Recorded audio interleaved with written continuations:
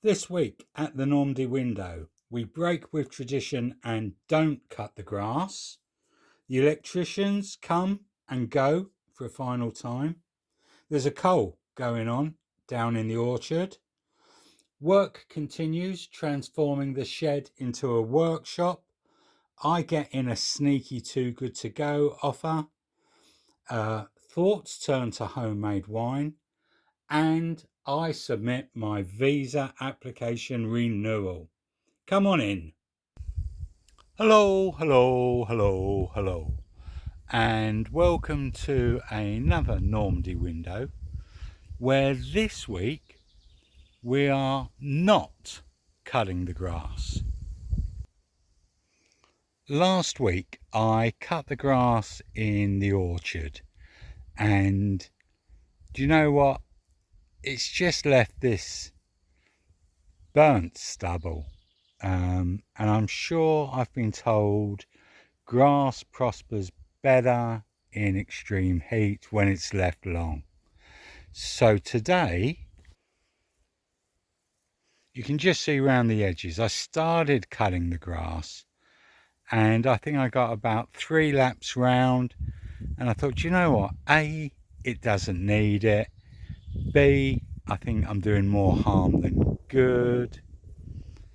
So the lawnmower went back in the shed, and I don't think I'm going to be cutting it.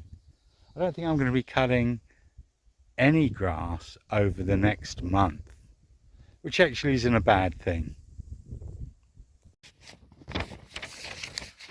So one of the things I mentioned in the last video was that I'm prepping my application to renew my visa for another 12 months, and I'm trying to submit it before I leave for the UK for 10 days. It's all done online. So just for information, these are the documents I need, or I believe I need to submit. So I've got a copy of the title to my buying the house, which is in French from the notaire. I have to submit a signed copy of my declaration that I will abide by the principles of the French Republic. Vive la France! Vive la France! Vive la démocratie! Electronic photos, my social security number, also in French, a declaration, attestation, that I will not work subject to my visa requirements, a utility bill dated within the last 6 months, proof of my funds showing that I can cover the cost of my stay in France. I've got 2 bank accounts, one of which is in England, so it's the only document I'm actually paying to get translated, and I think it's something like 45 euros a page. It is only 1 page. The other one is my Credit Agricole bank account, so that's all in French. I need to share my passport pages showing the validity duration of my passport, and if yours is UK, I think you'll see that that information is titled in French and English. I need to show the passport pages showing my visa, the letter showing I validated my visa, because there's a cost associated to that, and then 3 other things.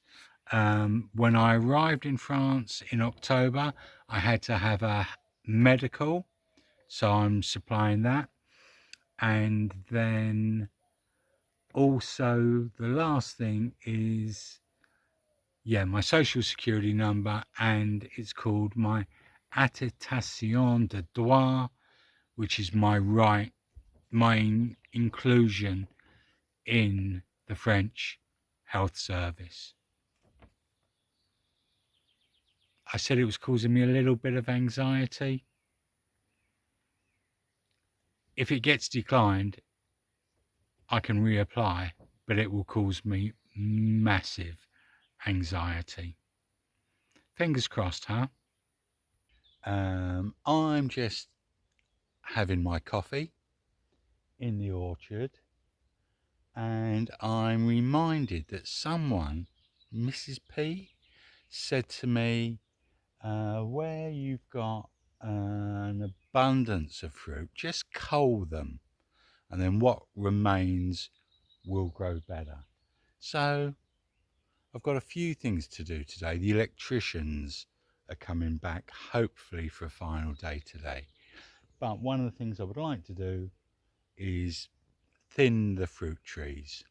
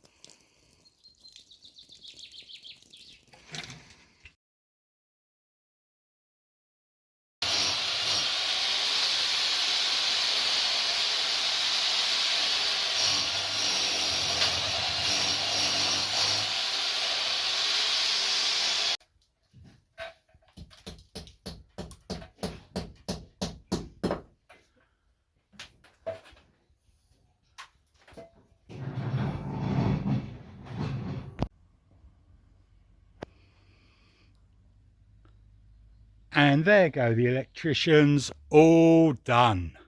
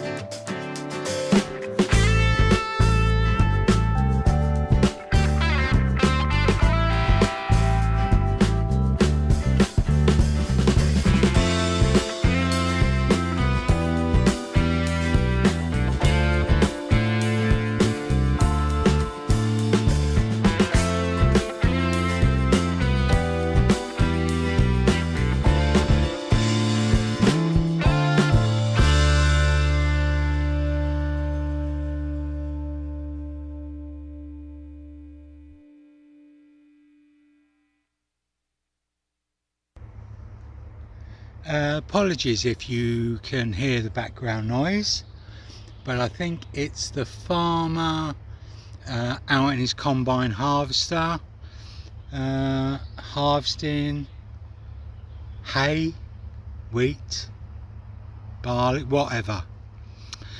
But back here I have made good on what I said I was going to do earlier. Just go and remove some of the apples where the trees were looking overcrowded. It's really interesting. So on this tree, on this side for example, on this side of the tree you can see loads of fruit, but if I come around here, hardly anything. I don't know if it's because it's more exposed, but it's weird. And lots of the trees seem to be the same. Good on one side, poor on the other. Suggestions in the comments, please. And those cast-offs, they can go straight on the compost.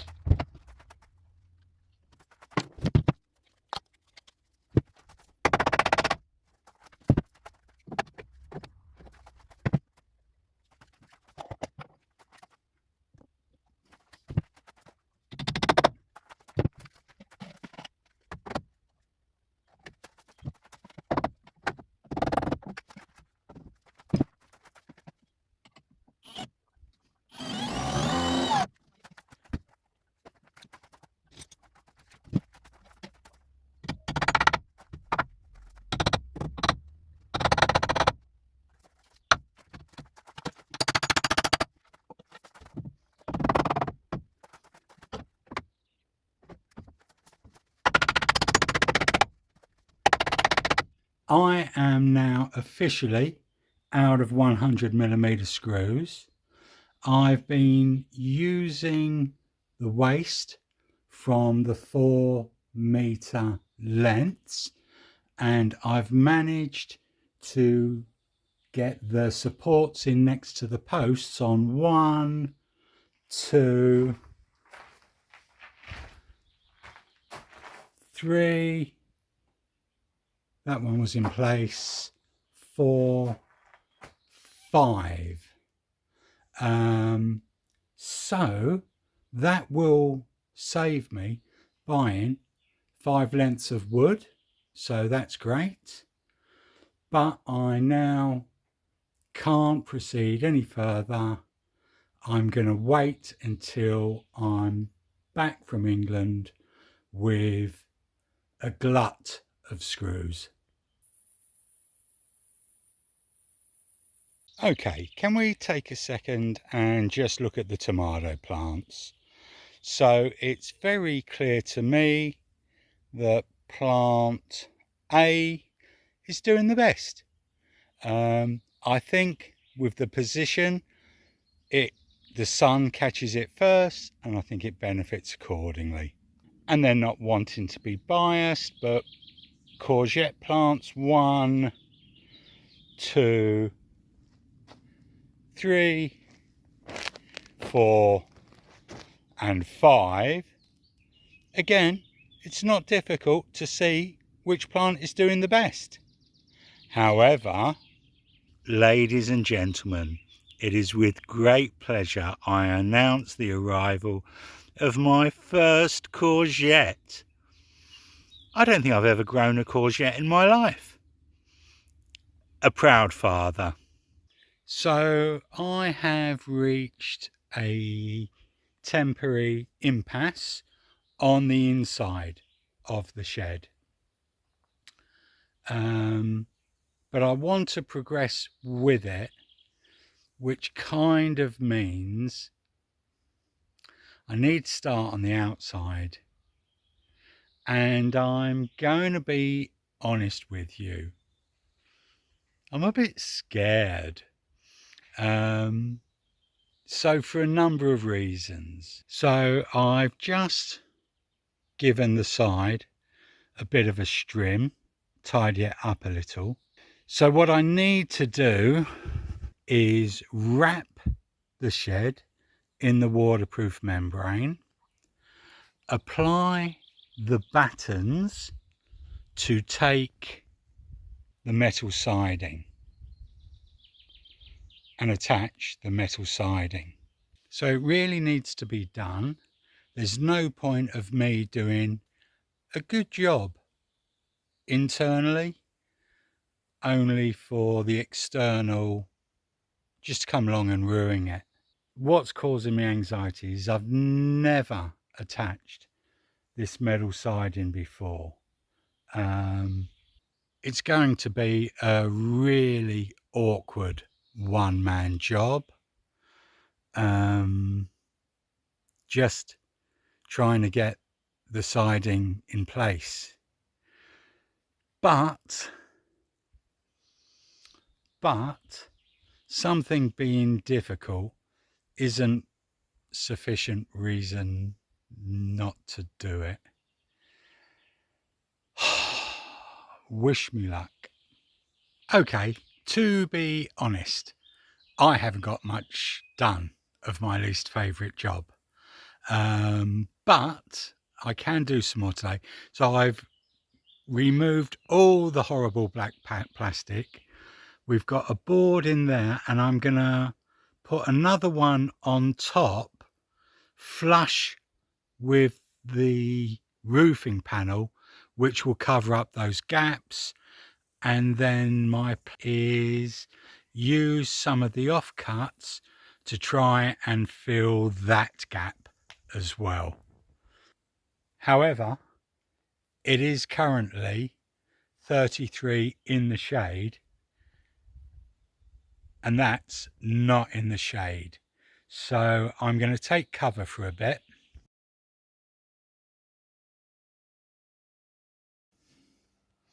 So I might be procrastinating or prevaricating. I hate that job, but it has to be done. But I'm telling myself I'm sheltering from the heat. And when I was out culling the fruit, it got me thinking about wine making. So I'm not ready to start making any wine, but I am ready to start getting ready for making wine. And so what I think I'm going to do is a bit of a clean, and looking at my equipment, it certainly needs it. So this is my equipment so far. And I should mention, all of this I picked up in the UK before I moved to France because I knew this was part of my plan. So I managed to pick up 5 of these. God, that's dirty.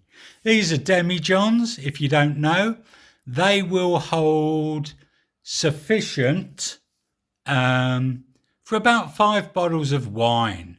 So I'm hoping I will be able to make about 25 bottles of wine. For every demijohn, you need a rubber bung and an air filter. And I've actually got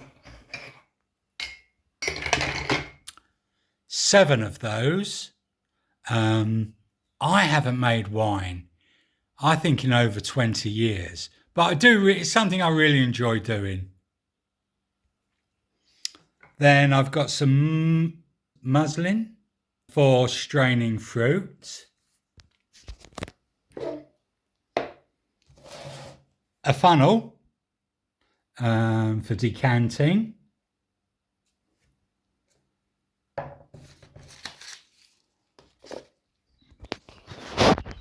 these are Camden tablets. So you crush these and you add them to your wine before you add your yeast, and they kill any existing yeast. I think that's correct. Then I've got Pectolace. Pectolace clears your wine, makes it look better. I've got yeast nutrient, which you add. It's like a yeast feed. Guess the clue's in the word nutrient. And that encourages a stronger fermentation. And then, most importantly, Mrs. Gennery Taylor's Easy Made Wine and Country Drinks, which is my go-to instructions.